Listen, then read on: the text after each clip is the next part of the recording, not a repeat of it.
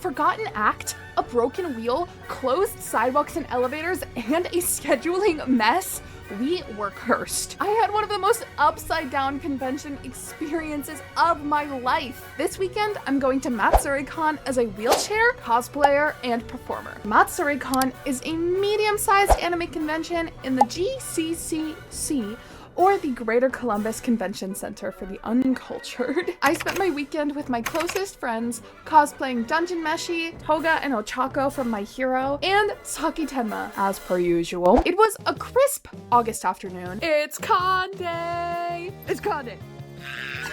We packed ourselves up and took a little road trip to the con center. Not be saying we're gay in Japanese while I'm trying to film the hell is real thing. Hell is real, you're going to hell. Both of you. Once we arrived, we unpacked my cart and my wheelchair. Anime convention time. Took a little pit stop and made our way to our hotel. The GCCC has many hotels connected to it, but the cheap one was a short 3-minute walk away. So we opted for our savior across the street, the Red Roof Inn, which despite looking demonic at night was actually very nice. When we got there though, we learned that this trek, while not as much of a problem for able-bodied people, would become a nightmare for me. The main crosswalk to get from the con center to the hotel had its sidewalk and by proxy, its curb cuts completely closed. So this turned our 3-minute walk into a complicated roundabout with a scary busy turn lane that people like to swing through without looking. My phone is falling over. Despite that though, we ventured from our hotel into the con center and the event began with a broken elevator. It's almost like another elevator would be really useful. This is gonna be a huge problem over the con weekend because we're already getting stopped at the elevator and it's like day one and there's nobody here. Empty Columbus Convention Center. I could tell from the moment that we arrived, things might become quite complicated quite quickly. On Thursday, we ventured straight for karaoke, but the actual goal was to find the arcade. Rhythm games are one of my favorite things in the entire world, and this convention had a fancy new Chunithum cabinet called Versed for us to play a bunch of new songs on. When I started getting bored with that, I found my friends at the claw machines. I typically avoid claw machines because I'm the type of person who spends $30 to grab air on a repeat. I found that these are much easier to win than traditional claw machines. Basically, you tap on this little thin blue tube until the prize falls down, and I kind of got really good at it. I'm getting the pickle frog. They say there was a guy dressed. Pickle frog. It only took about 10 or 15 tries per item. You have to make slow, consistent progress on these games, or else you have no chance of getting anything. With our haul in arms, We all 3-1. we walked back to the room. Singing the beginning of Takedown, but saying Taiko instead of Takedown. Taiko. I ended with some delicious microwave pasta, which is my biggest con hack, by the way. We turned on K-pop Demon Hunters since I still hadn't seen it and eventually got in bed in hopes of getting a wink of sleep before our busy day one of con to come. I still have makeup on. Oh no. Friday was Dungeon Meshi Day, which meant we got to unveil our full set of handmade costumes that we had been working overtime on for weeks leading up to the con. The con crunch was more like a month than a week, with all the little details that we didn't plan for. The worst of it came when I tried my costume on. When I went to wear the armor that Nia had made for me, it was way too tall for my neck. We had worked together measuring and cutting it, but didn't get the best chance to measure after the paper mache, and I had to saw it off with a pair of craft scissors, or make that two. I broke one. With that sorted, we were off. Hello everyone. We are on day 2 of con right now. I like to talk about my special interests, such as monsters and cooking monsters. Did you know that you could scoop out the insides of armor and turn it into a stew? It's delicious, what do you mean?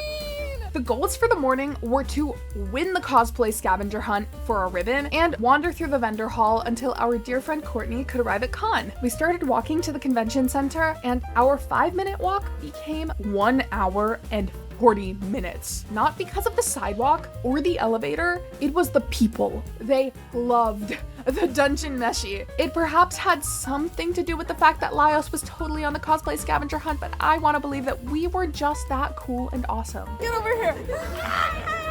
We could barely get from one booth to the next with the extent of people stopping us, which was to be expected, but it was still very overwhelming at the moment, but also exciting. I mean, look at all of these people who are so excited to see our hard work. This is my formal call out to anyone who makes Artist Alley merch. End the plague of unrealistic looking frog. I want to see a great bard frog. Eventually, we had to venture off hurriedly. We keep having to wait a decent amount of time for the elevator because there's one elevator. Normally they have two. And get our group photos. This is a great video. So that I could change into my attempt at a J-pop contest outfit. I also had to switch my makeup in about 5 minutes, which I believe is like a new record for me. We are speeding to the con center right now, trying to get in time for Ryan's Chainsaw Man photo shoot and my K-pop J-pop competition. My brain is very obviously turned on right now. I didn't really know what I was getting myself into by choosing to perform in the K-pop J-pop competition, but it very quickly became clear that these people had tons, and I mean tons of experience. I'm just a silly little dancer, and I really like to dance and spin around to the Vocaloid songs that I listen to. This contest wound up mostly K-pop, which I know nothing about, so I was kind of losing my mind in there. Everyone was so talented though, and it was fun to see some things that I could incorporate into my dances in the future. Whenever I do a performance like that, I realize, oh my gosh, do I need to lock the freak in? Because like, I thought I had my dance down, and then I f***ed it up. The last thing on the agenda for the day was an event that will forever be in my brain. Orion and I went back to the hotel again and got ourselves changed into our pajamas, but slapped on our toga and ochako wigs to get ready for a My Hero themed slumber party. The event itself was simply a group of mostly My Hero cosplayers enjoying some school children's games with little prizes, but it was so much fun. No, I did not. I did great, personally. You said I had to win. There was a game of Duck Duck Goose to the actual death, a freeze dance, a tedious and insane game of Jenga, but I think one of the coolest things to me is how much fun it is to hang out with a group of cosplayers from the same franchise. We're all friends, even if we don't know each other. For all the stuff that's broken, these guys are actually really good. They slam straight open. I wrote one though that says I hope Heartbeat of the Cosmos goes well. Aww. And that's the most heartfelt I can do right now. We headed back to the hotel again, but this time for good. So we're tweaking out because one of the sidewalks is closed. This sidewalk that leads directly to our hotel. So we have to go all the way to the light, and that intersection people just ram straight through it. And it's dark out. And it's dark out. There's our hotel. It's cold. I am carrying all of my stuff, and Toga You know is my being address. the most helpful on the whole wide world. Earlier this week, we were preparing for our Masquerade skit, and we went to our local favorite ramen place. We sat down. I did like one scout pull on Uma Musume, and I pulled Kita-san Black. Which is pretty much the best card in the entire game if you know Yeah. Musume. And enjoyed a bonding moment over floor pizza. And that was day 2. The morning came quickly. About 4 hours later, it was Masquerade Day! I spent my day as Ochako Uraraka from My Hero Academia with my best friend Orion as Himiko Toga. It's like 20 degrees. It's not. It's like 55, but it's cold. We look so cute though. We're going to our Masquerade pre-screening, walking from the hotel. I also really like how my makeup turned out today. Yours too. Yours looks so pretty. Saturday is the busiest day of a con, full of all the big events that a con can throw at it. For me, as a performer, this meant that I had both the Masquerade and my idol group Milky Way had its performance event directly afterwards. As I'm sure you can guess, this meant I had barely a second to breathe, since Skit prejudging was at 9:45 in the morning, before the con even technically opens. We were excited to perform a skit that we had been preparing for months at that point, which was the Red Means I Love You. It was diabolical for My Hero fans, to say the least. So we had our practice on stage. It went really good. We made the cosplay director start crying, which was the whole goal. Really? What did you want? 10 in the morning and I'm already sobbing. Like, It's fine. It's great. Everything's fantastic. We quickly made our way to Orion's panel, a small singing contest the Midwest Idol Collective hosts every year. A fun fact about me is that the Idol contest was the first performance I ever did and won at a con just a few years ago. It's a fun event, though it's very long, running about 4 hours. I don't think I'll ever do it again just because of the time that it takes out of your day, but watching it was fun. Orion did great, but I had to leave to get our place in the Masquerade lineup before the event ended. Life's beautiful. Oh my gosh. Having to go all the way to the other side of the con center to use the bathroom is crap. The way the Masquerade played out was interesting. Board of contestants. Before the Masquerade, presumably because of the scheduling issues that they had, the band before us did not clean up in time, and the tech people were still fixing the room and even one of the light trusses to prepare for the Masquerade. It left people in the cosplay department absolutely rushing around. There's so many. So many. We almost take up a full row. Alright guys, let's go! When the show started, we did not know when we were going on because they didn't tell us the order of skits after all the dropouts, so we ran back there expecting a few acts, and all of a sudden they started doing our intro. But we went up on stage and got some of the loudest cheers that I've ever had before. It was genuinely such a fun experience, and after working for so long on it, it felt great to get to share it with people. We had tons of people coming up after the show to tell us how they loved it, and they cried because it was so emotional. After our skit, we went back to sit down, but we were also in exhibition for craftsmanship, meaning we didn't get our costumes judged, but we got the opportunity to go on stage and share the costumes that we worked so hard on. The problem was, because we were in the exhibition and not judged on our costumes, we also didn't get good details about how we were supposed to prepare to go on stage. The ramp was on the wrong side of the room, so we were far away from any staff who could help us. It had been noted that we would enter on the other side of the stage, but the staff didn't read the note. So abruptly, the awards were being announced before we got the chance to walk. Confused, we stayed in the back, and suddenly, My award goes to Leetheleef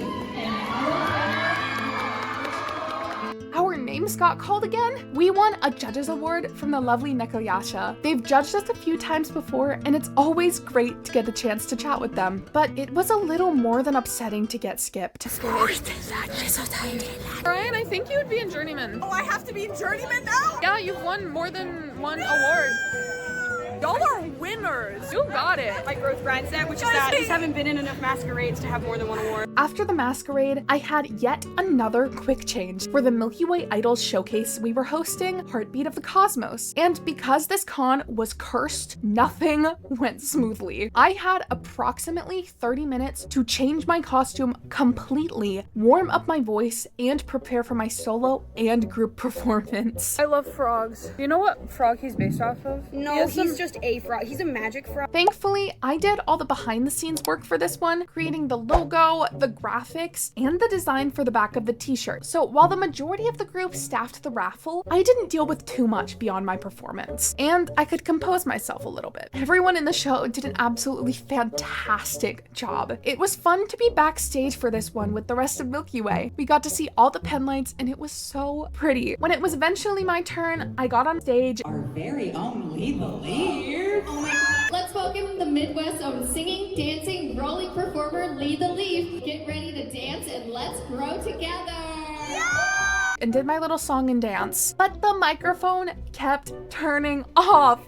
I swear, microphones at conventions sense my presence, and somewhere in its tiny little motherboard decides that my voice is fine and it doesn't need to work. After I got off stage, I noticed some people from the con staff walking in and heading straight towards my friend, the head of Milky Way Idols, and I had a gut feeling. So we were supposed to have the space until 10 p.m. for our performances and cleanup, but the voice actors were told that they were supposed to have a panel at 9:30. It was 9:35, and there was a packed lobby outside full of people waiting for us to leave. I'm so scared. Things are happening. Amy Marchie's like right over there watching us. What? She's supposed to be in this room next. That's why they were pushing her, because she flew in at 5 a.m. Fine, ma'am.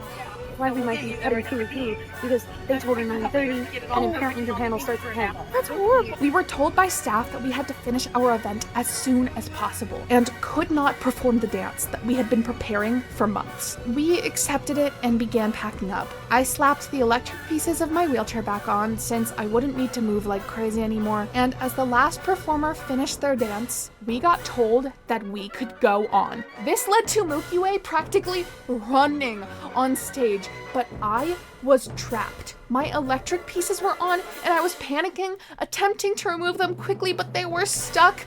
I eventually got moving, and J. Michael Tatum himself asked if I needed help getting up the ramp, but I made it up myself, and I did not have the time or the brain space to feel the adrenaline and absolutely locked in. Did I mention we were performing an Aqua song from Love Live, and the English dub voice actor for Mari O'Hara, Jamie Marchi, just so happened to be one of the voice actors and therefore in the audience? Genuinely, one of the most insane experiences of my entire life. Something so messy and absolutely frenzied turned into a memory that I will never forget. We just performed Kuru for Jamie Marchi. Did you like Carpet of the Cosmos? I did, it was super fun. Yeah. I loved it. Performed Love Life for Jamie Marchi. I'm gonna cry. Had to. That was an amazing experience. I didn't f up even once. Just a little bit, but I don't think anyone noticed. I had to rip off every piece of my e-fix as fast as humanly possible. So we spent a few more hours at the con center catching up with some friends and playing arcade games. I actually won 2 more plushies for my friends. I feel like you can bring her home. Yeah! You literally just did. What did I say? Cuts. I kind of want cuts too. Oh my god. Look at the baby. He's suffocating. Oh my gosh, hi. He's not included.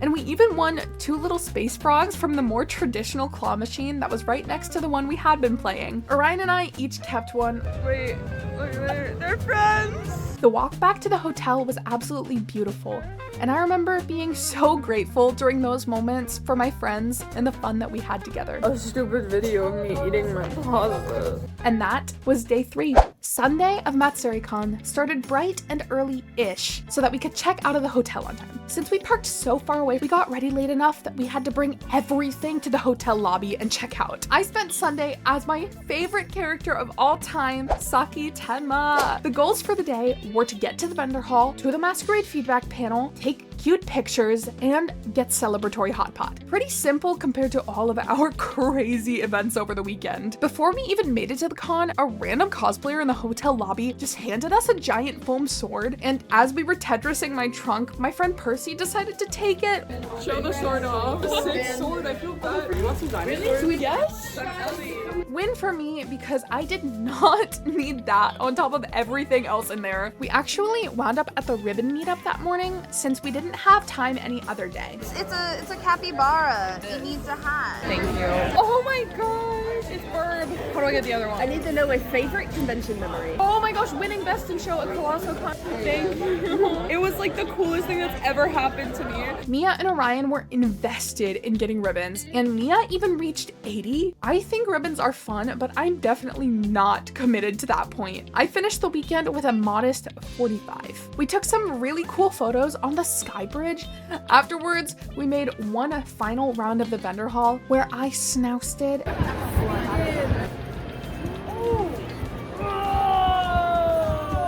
and I tragically lost and died a snail death. Fatality. Power wins. I also got to talk some of the guesting con heads about their accessibility. I just want to take notes because this is something we're very serious. Okay, fantastic. So last year, I hope to see a convention world where the inside and outside are completely inclusive to anyone and everyone who wants to participate. While we were in the vendor hall, though, I noticed something didn't quite feel right. I didn't feel like I was on even ground and was struggling to move my wheelchair. I looked down and noticed that my front wheel, my caster, was absolutely broken. Making content about my worst nightmares. I got movement over every joint in my body except the caster joint. Maybe it was one of the weird speed bumps. You were being so careful. You made sure to wheelie every time. I felt weird for all of yesterday, actually. After the stage yesterday, we went and we sat down in that little circle. I kept moving back and forth, and I was like, the ground must be uneven here. So that area was just flat ground. It was flat ground. I tried to just keep going, and it thankfully wasn't making me fall or anything extreme. Is this not you in the driver's seat? Look, I just...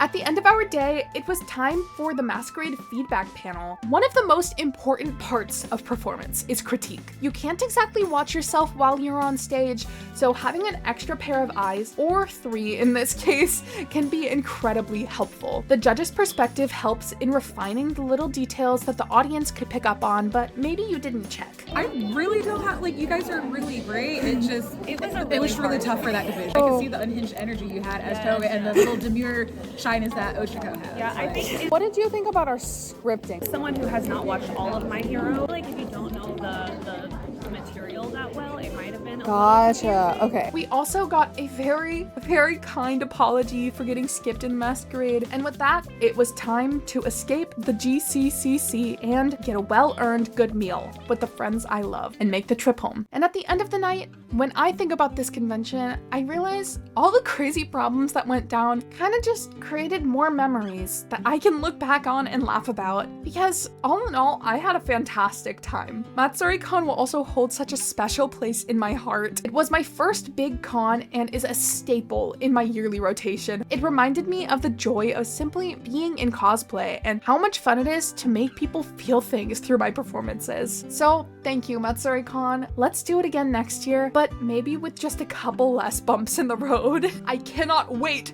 to go to my next con and have another adventure, which, speaking of, you are not going to want to miss. So if you want to support the channel, be sure to subscribe for more epic posts like this one, show it some love and hit the like button, and make sure to comment what your favorite part of it was, and check out my Patreon down below. Bye for now!